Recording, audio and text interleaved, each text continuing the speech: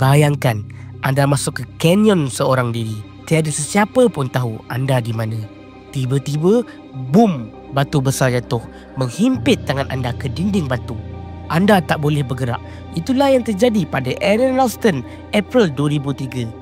Dia terperangkap selama 127 jam tanpa bantuan, tanpa makanan, hampir 5 hari. Dia rakam video perpisahan. Dia ukir nama dan tarikh kematian di batu.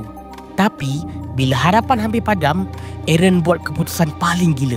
Dia potong sendiri lengannya dengan pisau lipat tumpul. Bukan mimpi, tapi kisah benar. Selepas bebas, dia berjalan sejauh 10 km dalam keadaan berdarah hingga akhirnya diselamatkan.